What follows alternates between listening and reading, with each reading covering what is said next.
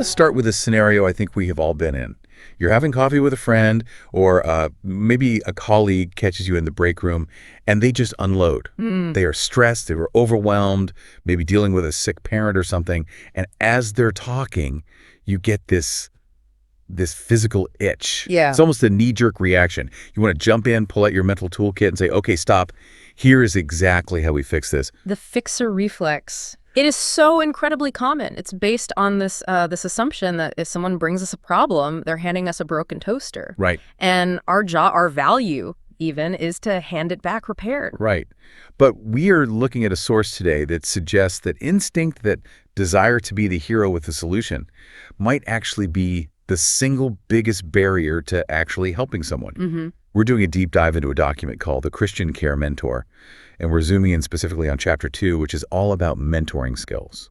And look, we should be clear right up front. This is a guide written for a very specific religious context. It's designed for people mentoring informal caregivers. So folks looking after aging parents, sick spouses, that sort of thing. Exactly, all within a Christian framework. But what really struck me, and why I think this is such a valuable deep dive for us, is that the psychology underneath the theology is, well, it's universally applicable. It really is. I mean, whether you're religious or not, the mechanics of how to show up for someone in a crisis without making it worse, that's relevant to literally everyone. If you have friends, if you have a family, if you manage people, this matters. Yes. The guide is really trying to deconstruct the art of showing up. And it argues that we need to fundamentally shift our understanding of what a mentor actually is. Right. Because in a corporate setting, we think of a dyad, the expert and the novice. It's top-down. I know things, you don't. I pour my knowledge into your head. But this text, it proposes a different geometry. It calls it a three-way partnership. Yes, a triad. The mentor, the caregiver, and God.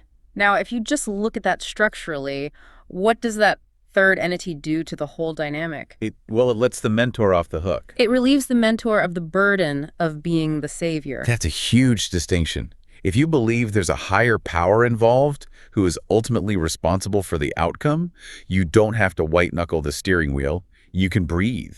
Precisely. The text emphasizes that the mentor isn't there to steer the ship. They're there to walk alongside the person who is steering. And to illustrate why steering is so dangerous, the source shares this case study that honestly, it gave me goosebumps. It's about a mentor named Margaret and a caregiver, Leela. Okay, this story is powerful. It felt so real.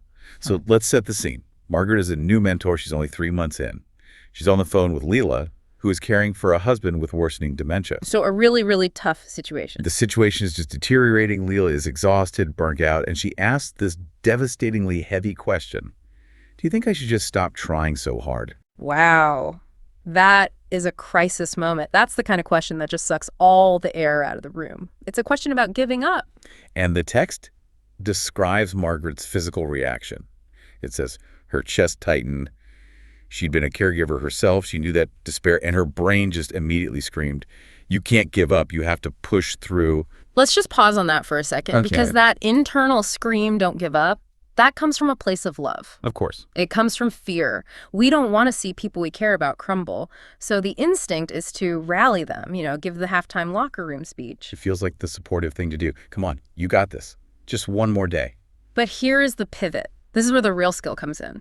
The text says Margaret stopped herself. She remembered her training. She remembered the nights when she was suffering. And she realized that what she needed back then, it wasn't a cheerleader. She needed a witness. That phrase is so powerful. A witness. Someone to see the pain, not just try to fix it. So instead of the pep talk, Margaret prays silently, again, leaning on that three-way partnership to manage her own anxiety. And she says this, that sounds incredibly heavy. When I reached a point like that, I had to ask God what faithfulness looked like for me in that season. I mean, let's just dissect that response because it is so nuanced. She didn't tell Leela what to do. She didn't say, don't quit. But she didn't say, yeah, quit either. No. She did 3 very distinct things. First, she validated the weight of it. That sounds incredibly heavy. No dismissal. Second, she admitted her own vulnerability. I was tired too. She leveled the playing field. And third, and this is the genius part, she reframed the whole struggle. She moved the goalpost. Yes. From giving up versus pushing through to this beautiful question of what does faithfulness look like right now? And the result was immediate. Leela starts crying. But not from despair. from relief. She says to Margaret, "No one has said that to me before. I thought feeling tired meant I was failing." And that is the breakthrough. If Margaret had followed her instinct and said, "Don't give up," she would have unintentionally confirmed Leela's worst fear, that her tiredness was a weakness. A moral failing. Exactly. By validating the pain, she broke the isolation. And the source makes this beautiful observation here. Wisdom grows when we resist the urge to steer and instead choose to walk alongside. It mentions that God does his quietest and most meaningful work in that shared space. It really sets up the central thesis of this entire chapter, which has a name that I think would shock most corporate mentors. Oh, yeah. They call it the no advice principle. It sounds completely counterintuitive, doesn't it? If I sign up for a mentor, I expect advice. I'm there because I don't know what to do. I expect you to tell me what to do. That's the transaction. But the subtitle is the key: sharing over steering. The guide quotes a psychiatrist, Mark Goulston, with this absolute gem. People do not change because of what you say, but much more because of what you get them to say. What you get them to say. That implies the solution is already inside them. They just can't get to it. Precisely. The source argues that advice, especially in a caregiving context, which is so complex and personal, it just acts as a silencer. If I tell you, you should put your mom in a home, I'm overlooking your unique situation. Your finances, your family dynamics, all of it. I'm projecting my reality onto yours, and I'm taking away your agency. When you give advice, you create a binary. The person either agrees with you or disagrees. That's it. Those are the only two choices. They aren't thinking, they're just reacting to your command. But if you ask a question, they have to engage their own problem-solving brain. The text actually has a maxim for this, which is questions are more powerful than answers. Because a good question forces the brain to boot up. It invites the person to look at their own problem and figure out their own next step. Okay, let's look at the role-play scenario the text provides. I think this really highlights what they call the advice trap. Okay, set the scene. So a caregiver says, "Everything is a mess. Should I move my mom into a home or keep her here?" The classic dilemma. They are exhausted, confused, and just begging for someone to take the wheel. Exactly. So the text gives the ineffective response first. The mentor says, "You should definitely keep her home. I did, and it was a blessing." Oof. Okay, on the surface, that sounds nice. It was a blessing. It sounds positive.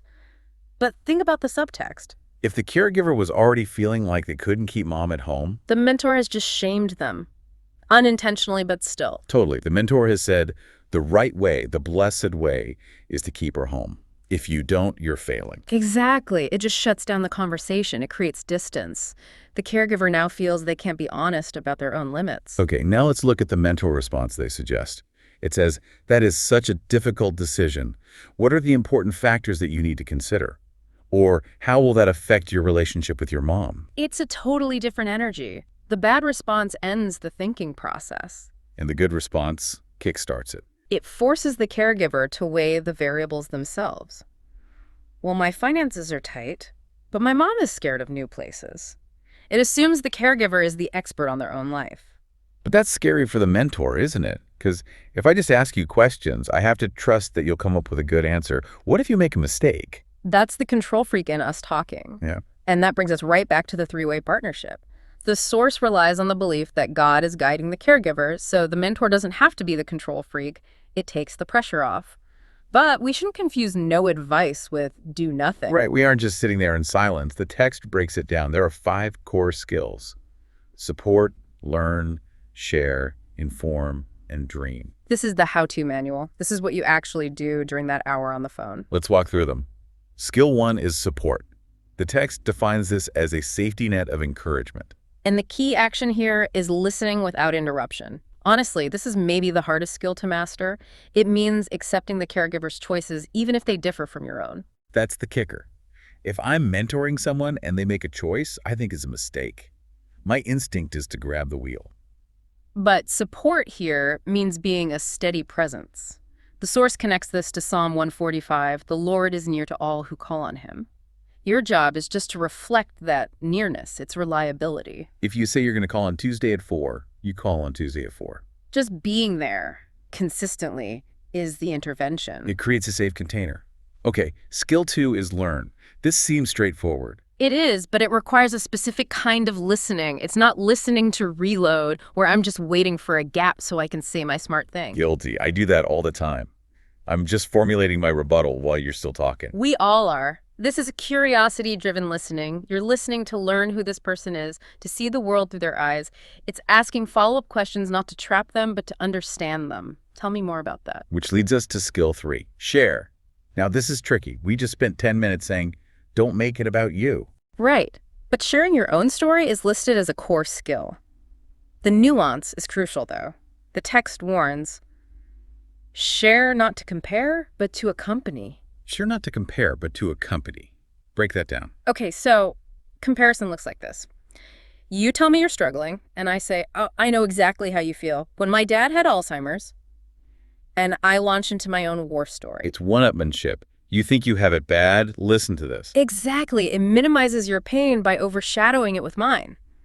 Accompanying is different. It's saying, I remember feeling that kind of loneliness too. It was really dark for a while. You're not taking over the story. You're just signaling that you've been in the same landscape. You're offering your story as a bridge to connect, not a blueprint for them to follow. It's a very humble offering. I am broken too, and I survived. Maybe you will too. Okay, skill 4, inform. This is where we actually get to be helpful with resources. Yes, but again, with boundaries. The definition is helping caregivers access resources, a hotline, a support group, whatever. But the text explicitly says, do this without becoming the decision maker. So here is a phone number for respite care, not you need to call this number today. You are the librarian, not the boss.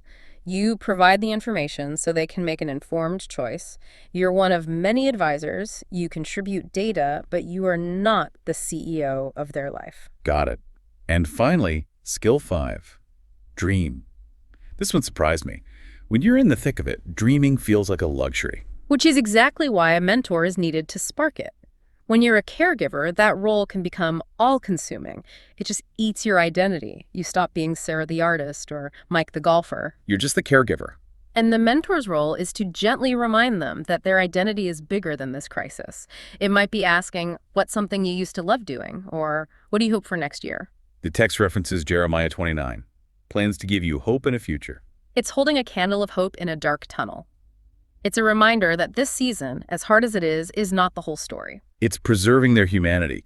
Going through this, I'm realizing this is less about mentoring skills and more just about emotional intelligence. It is. It's about how to relate to another human who is suffering. And the text makes a distinction in the tip section that I found really helpful. The difference between empathy and sympathy. People use those interchangeably all the time. They do, but the source draws a hard line. It says, empathy builds connection. Sympathy can unintentionally create distance. How does sympathy create distance? Sympathy is feeling for someone. It's looking down from a position of stability and saying, oh, you poor thing.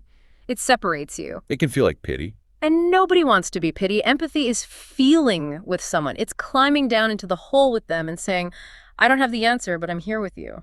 The text mentions practicing affirmation, naming resilience and courage when you see it. That's a huge part of it. It's recognizing the strength. When you tell a caregiver, I see how faithfully you are loving your husband, even when it's exhausting, that's fuel. That keeps them going. So if we zoom out, what does this all mean for us? Whether you're a trained mentor or just a friend trying to support another friend. It means we need to check our fixing reflex at the door. When someone shares their pain, our goal isn't to make the pain go away. It's to make sure they don't have to carry it alone. And to trust that they have the capacity to figure it out if we just give them the space to do it. We enable them to change, not by what we say, but by what we enable them to say. I want to leave you with a thought from the reflection section of this text because it really stopped me. And I want you to genuinely think about this today. What's the question? The question is, when has listening been more helpful than problem solving in your own life? Think about a time you were hurting. Did you want a solution? Or did you just want someone to say, I see you and I'm here? And if that's what you needed, are you offering that same grace to the people in your life right now? That is the challenge. Thanks for diving deep with us today. See you next time.